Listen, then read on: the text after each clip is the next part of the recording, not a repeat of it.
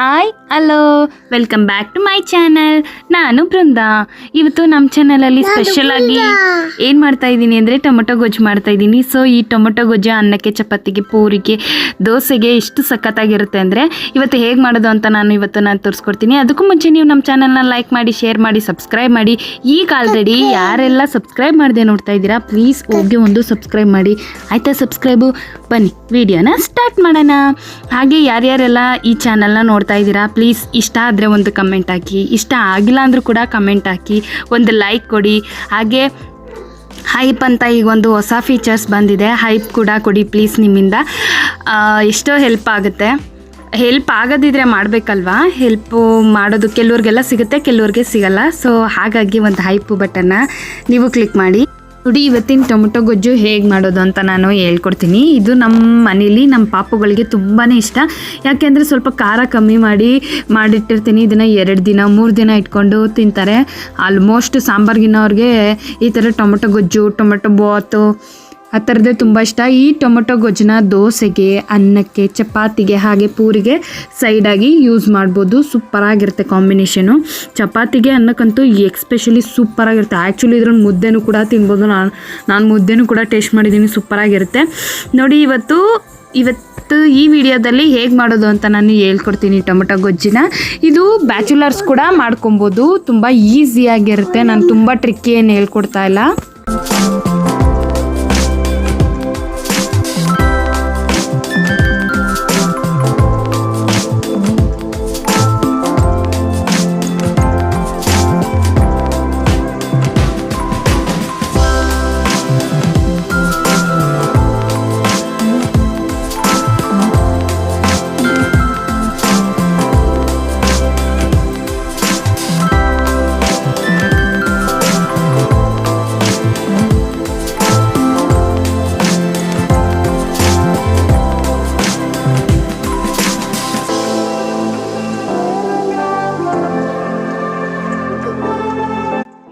ಈಗ ಸ್ಟಾರ್ಟ್ ಮಾಡೋಣ ವಿಡಿಯೋ ನೋಡಿ. ಈಗ ಒಂದು ಬಾಣಲಿ ತೊಗೊಂಡಿದ್ದೀನಿ. ಬಾಣಲಿಗೆ ಒಂದು 4-5 ಚಮಚ ಎಣ್ಣೆ ಹಾಕ್ಕೊಂಡಿದ್ದೀನಿ. ಎಣ್ಣೆನ ಸ್ವಲ್ಪ ಜಾಸ್ತಿನೇ ಹಾಕ್ಕೊಬೇಕು. ಹಾಗೆ ಇಲ್ಲಿ 1-2 ಚಿಟಿಕೆ ಸಾಸಿವೆ ಹಾಕಿದ್ದೀನಿ ನೋಡಿ. ನಾನಿಲ್ಲಿ 2 ದೊಡ್ಡ ಸೈಜ್ ಇರೋವಂಥ 2 ಈರುಳ್ಳಿನ ಉದ್ದು ಕಟ್ ಮಾಡ್ಕೊಂಡಿದ್ದೀನಿ. ಹಾಗೆ 4 ಹಸಿಮೆಣಸಿನ್ಕಾಯಿ, ಹಾಗೆ ಸ್ವಲ್ಪ ಕರಿಬೇವು, 5 ಟೊಮೆಟೊ ತೊಗೊಂಡಿದ್ದೀನಿ. ತುಂಬ ಹಣ್ಣಾಗಿರೋವಂಥದ್ದು ಹುಳಿ ಟೊಮೆಟೊ ತೊಗೋಬೇಕು. ಇಲ್ಲಿ ಸ್ವಲ್ಪ ಅರಿಶಿನ ಹಾಕ್ತಾಯಿದ್ದೀನಿ. ಸೊ ಎಣ್ಣೆಗೆ ಈರುಳ್ಳಿ, ಹಸಿಮೆಣಸಿನ್ಕಾಯಿ, ಕರಿಬೇವು ಮತ್ತು ಅರಿಶಿನ ಹಾಕಿ ಸ್ವಲ್ಪ ಕ್ಲೀನಾಗಿ ಹುರ್ಕೊಬೇಕು ನೋಡಿ. ಈ ಈರುಳ್ಳಿ ಕ್ಲೀನಾಗಿ ಫ್ರೈ ಆಗಬೇಕು. ಇದಕ್ಕೆ ಈಗ ಸ್ವಲ್ಪ ಸಾಲ್ಟ್ ಹಾಕೋತೀನಿ. ಯಾಕೆಂದರೆ ನಾನು ವಿಡಿಯೋದಲ್ಲಿ ನೀವು ಆಲ್ರೆಡಿ ನೋಡಿರೋ ಹಾಗೆ ಇನ್ನು ಈರುಳ್ಳಿ ಬೇಯಬೇಕಾದ್ರೆ ಸ್ವಲ್ಪ ಸಾಲ್ಟ್ನ ಆ್ಯಡ್ ಮಾಡಿದ್ರೆ ಆವಾಗ ಈರುಳ್ಳಿ ಬೇಗ ಬೇಯುತ್ತೆ. ಆಮೇಲೆ ಈರುಳ್ಳಿ ಹುರಿದಾಗ ಅದು ಸ್ವೀಟ್ನೆಸ್ ಬಂದುಬಿಡುತ್ತೆ, ಅವೆಲ್ಲ ಏನೂ ಬರಲ್ಲ.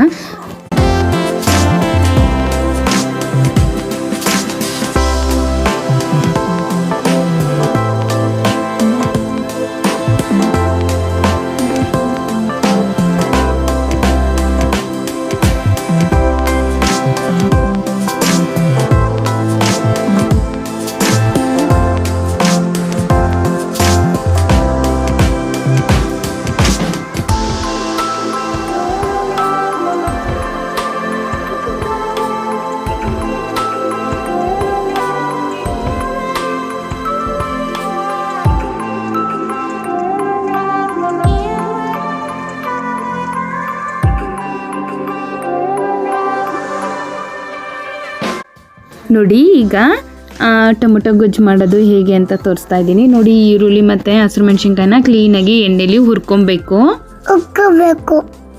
ಅಯ್ಯೋ ಹುರ್ಕೋಬೇಕಾ? ಹುರ್ಕೊಂಡಾಯ್ತು. ಈಗ ನೆಕ್ಸ್ಟ್ ಇದಕ್ಕೆ ನಾನು ಟೊಮೊಟೊ ತೊಗೊಂಡಿದ್ದೆ ಅಲ್ವಾ, 5 ಟೊಮೆಟೊನ ಕ್ಲೀನಾಗಿ ಸಣ್ಣದಾಗಿ ಕಟ್ ಮಾಡಿ ಇಟ್ಕೊಂಡಿದ್ದೀನಿ. ಅದನ್ನು ಕೂಡ ಈಗ ಇದಕ್ಕೆ ಹಾಕ್ಕೊಬೇಕು. ಈಗ ನೋಡಿ ಟೊಮೊಟೊ ಕಟ್ ಮಾಡಿರೋದನ್ನ ಹಾಕ್ಕೊಂಡೆ. ಸೊ ಟೊಮೊಟೊ ಚಿಕ್ಕದಾಗಿ 5 ಟೊಮೊಟೊ ತೊಗೊಂಡಿದ್ದೀನಿ. ನಾವಿಲ್ಲಿ 5 ಟೊಮೊಟೊ ತೊಗೊಂಡ್ರೆ 2 ಈರುಳ್ಳಿ ಅಥವಾ 3 ಈರುಳ್ಳಿ, ಚಿಕ್ಕದಾದರೆ 3 ಈರುಳ್ಳಿ, ದೊಡ್ಡದಾದರೆ 2 ಈರುಳ್ಳಿ ಸಾಕಾಗುತ್ತೆ. ತುಂಬ ಈರುಳ್ಳಿನೇ ಹಾಕ್ಬಿಟ್ರೆ ಚೆನ್ನಾಗಿರಲ್ಲ ನೋಡಿ. ತುಂಬ ಈಸಿಯಾಗಿ ಕೂಡ ಇರುತ್ತೆ. ಇವಾಗ ಈ ಟೊಮೆಟೊನ ಕ್ಲೀನಾಗಿ ಹುರ್ಕೊಬೇಕು. ಇದಕ್ಕೂ ಕೂಡ ಈ ಹಂತದಲ್ಲಿ ನಾನು ಸಾಲ್ಟ್ನ ಆ್ಯಡ್ ಮಾಡ್ತೀನಿ. ಸಾಲ್ಟ್ ಆ್ಯಡ್ ಮಾಡೋದ್ರಿಂದ ಬೇಗ ಬೇಯುತ್ತೆ, ಟೊಮೊಟೊ ಕೂಡ ಬೇಗನೆ ಸಾಫ್ಟ್ ಆಗುತ್ತೆ.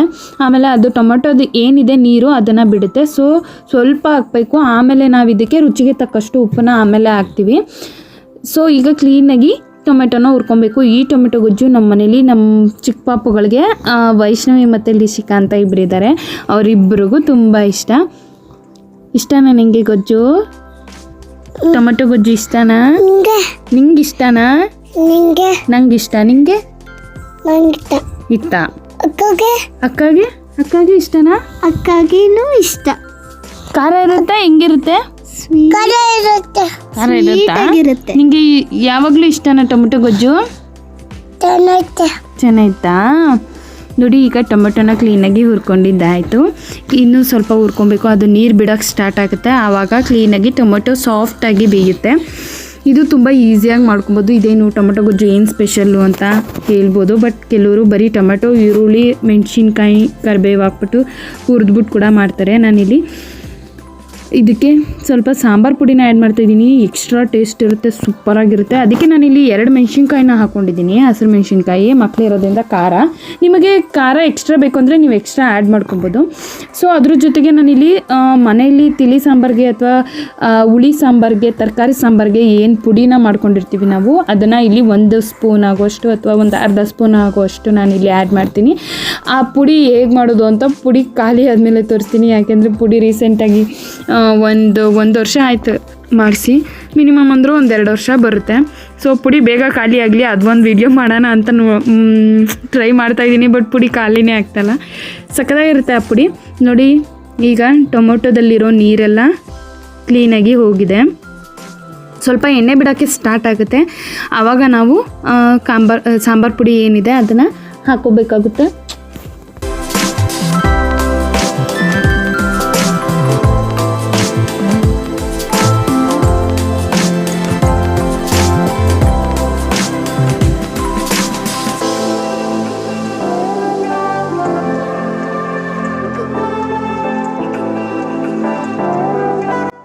ನೋಡಿ, ಈಗ ಇಲ್ಲಿ ಸಾಂಬಾರು ಪುಡಿನ ಆ್ಯಡ್ ಮಾಡ್ತಾಯಿದ್ದೀನಿ. ನಾನಿಲ್ಲಿ 1/4 ಟೇಬಲ್ ಸ್ಪೂನ್ ಆಗೋಷ್ಟು ಸಾಂಬಾರು ಪುಡಿ, ಇಲ್ಲ 1 ಚಮಚ ಆಗೋಷ್ಟು ಸಾಂಬಾರು ಪುಡಿನ ಆ್ಯಡ್ ಮಾಡಬೇಕು. ನೋಡಿ, ಸಾಂಬಾರು ಪುಡಿ ಮನೆ ಪುಡಿ ಸೂಪರಾಗಿರುತ್ತೆ ಟೇಸ್ಟು ಸಾಂಬಾರಿಗೆ. ಇದಕ್ಕೆ ಸಾಂಬಾರುಗಳಿಗೆ, ತರಕಾರಿ ಸಾಂಬಾರುಗಳಿಗೆ ನಾವು ಕಾಯಿ ಹಾಕೋ ಅವಶ್ಯಕತೆಯೇ ಇಲ್ಲ. ಟೊಮೆಟೊ ಜೊತೆ ಇದು ಒಂದು ಸಾಂಬಾರು ಪುಡಿ ಹಾಕ್ಬಿಟ್ಟು ರುಬ್ಬಿಟ್ರೆ ಒಳ್ಳೆ ಸೂಪರಾಗಿ, ಒಳ್ಳೆ ದೇವಸ್ಥಾನದಲ್ಲಿ ಸಾಂಬಾರು ಮಾಡ್ತಾರಲ್ಲ ಆ ಥರ ಸಕ್ಕತ್ತಾಗಿರುತ್ತೆ, ಗಟ್ಟಿಗೆ ಸೂಪರಾಗಿ ಬರುತ್ತೆ.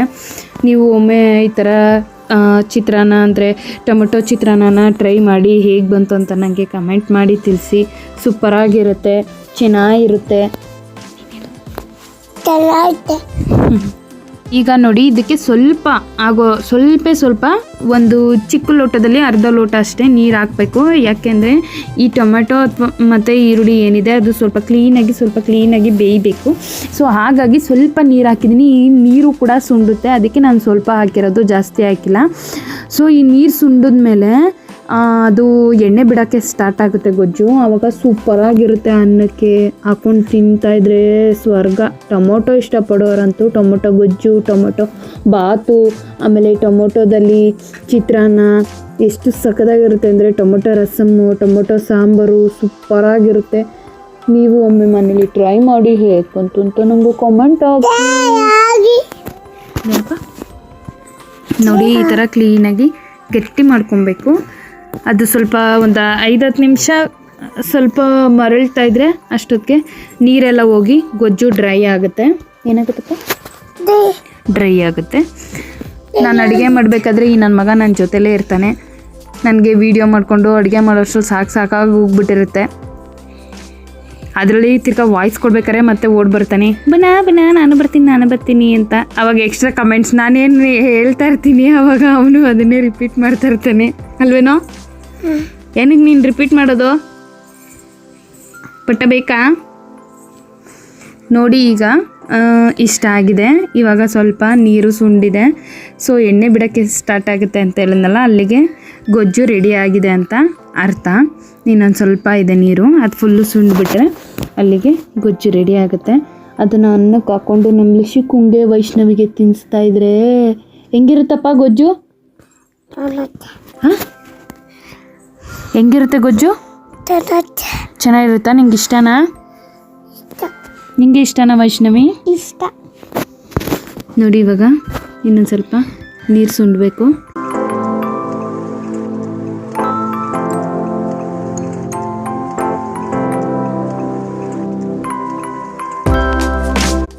ನೋಡಿ ಈಗ ಇನ್ನೊಂದು ಸ್ವಲ್ಪ ಡ್ರೈ ಆಗಿದೆ, ಇನ್ನೊಂದು ಚೂರು. ಇದು ಮಿನಿಮಮ್ ಅಂದರೆ ಇದು ಒಂದು 15-20 ಮಿನಿಟ್ಸಲ್ಲಿ ಆಗುವಂಥ ಬ್ರೇಕ್ಫಾಸ್ಟ್. ಇದು ಬ್ರೇಕ್ಫಾಸ್ಟ್ಗೆ ಒಂದ್ಸಲಿ ಟ್ರೈ ಮಾಡಿ, ಸೂಪರಾಗಿರುತ್ತೆ. ಲಂಚ್ ಬಾಕ್ಸ್ ರೆಸಿಪಿ ಇದೂ ಸೂಪರಾಗಿರುತ್ತೆ, ಮಕ್ಳಿಗೆ ತುಂಬಾ ಇಷ್ಟ ಆಗುತ್ತೆ ಎಕ್ಸ್ಪೆಷಲಿ. ನೋಡಿ ಈಗ ಎಣ್ಣೆ ಬಿಡೋಕ್ಕೆ ಸ್ಟಾರ್ಟ್ ಆಗಿದೆ ನೋಡಿ ಸೈಡ್ಸಲ್ಲೆಲ್ಲ.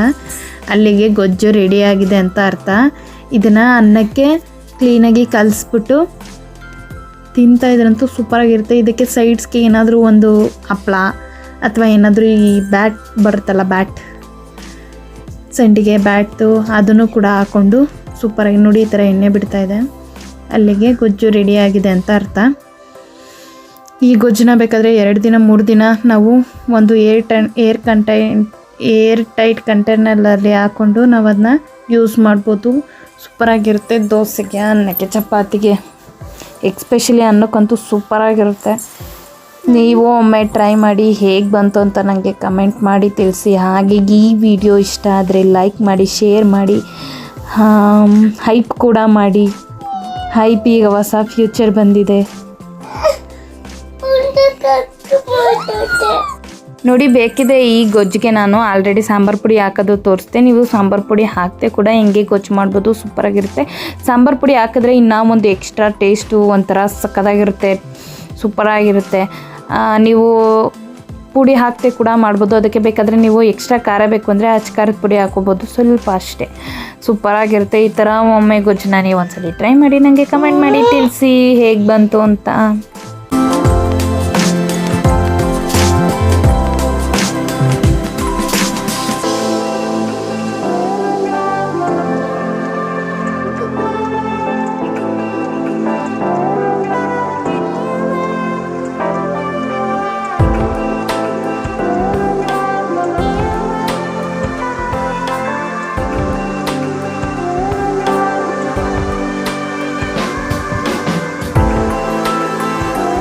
ನೋಡಿ ಈಗ ಈ ರೆಡಿ ಆಗಿರೋಂಥ ಗೊಜ್ಜನ್ನ ನಾನು ಅನ್ನದ ಜೊತೆ ಸರ್ವ್ ಮಾಡ್ತಾಯಿದ್ದೀನಿ. ಅನ್ನದ ಜೊತೆ ಅಂತೂ ಸೂಪರಾಗಿತ್ತು. ಟೊಮೊಟೊ ರೈಸ್ ಅನ್ಬೋದು, ಟೊಮೊಟೊ ಗೊಜ್ಜು ಅನ್ಬೋದು, ಏನು ಬೇಕಾದರೂ ಹೆಸರಿಡ್ಬೋದು, ಸೂಪರಾಗಿರುತ್ತೆ. ಈ ಥರ ಒಂದು ರೈಸ್ನ ಬ್ರೇಕ್ಫಾಸ್ಟ್ಗೆ ಮಾಡಿದ್ರೆ ಮಕ್ಳಿಗಂತೂ ತುಂಬಾ ಖುಷಿ ಆಗುತ್ತೆ, ಸೂಪರಾಗಿರುತ್ತೆ ಟೇಸ್ಟು. ಆ ಖಾರದ ಪುಡಿ ಹಾಕಿರ್ತೀವಲ್ಲ, ಆವಾಗ ಅನ್ನದ ಜೊತೆ ತಿಂತಾಯಿದ್ರೆ ಇನ್ನೂ ಸೂಪರಾಗಿರುತ್ತೆ. ಖಾರದ ಪುಡಿ ಹಾಕ್ದಂತೂ ಮಾಮೂಲಿ ನಾನು ಹಾಗೆ ಚಿತ್ರಾನ್ನ ಮಾಡ್ತಾಯಿರ್ತೀನಿ, ಟೊಮೆಟೊ ಚಿತ್ರಾನ್ನ, ಬಟ್ ನಂಗೆ ಅಷ್ಟಾಗಿ ಇಷ್ಟ ಆಗಲ್ಲ. ಬಟ್ ಇವತ್ತು ನಾನು ಇದ್ರ ಜೊತೆ ಮಾಡಿದೆ, ಸೂಪರಾಗಿತ್ತು. ಹೇಗಿತ್ತು, ವಾವ್, ಸಖತ್ತಾಗಿತ್ತು. ಅಮೃತ ಥರ ಇತ್ತು ನೋಡಿ. ಎಣ್ಣೆ ಕೂಡ ಎಷ್ಟು ಪರ್ಫೆಕ್ಟಾಗಿ ಹಾಕಿದ್ದೀನಿ, ಎಣ್ಣೆ ಜಾಸ್ತಿನೂ ಇಲ್ಲ ಕಮ್ಮಿನೂ ಇಲ್ಲ. ಈ ಥರ ಒಂದು ಚಿತ್ರಾನ್ನ, ಟೊಮೆಟೊ ಚಿತ್ರಾನ್ನ ನಿಮಗೆ ಇಷ್ಟ ಆದರೆ ಲೈಕ್ ಮಾಡಿ, ಶೇರ್ ಮಾಡಿ, ಸಬ್ಸ್ಕ್ರೈಬ್ ಮಾಡಿ, ಬೆಲ್ ಐಕಾನ್ನ ಕ್ಲಿಕ್ ಮಾಡಿ. Thank you so much.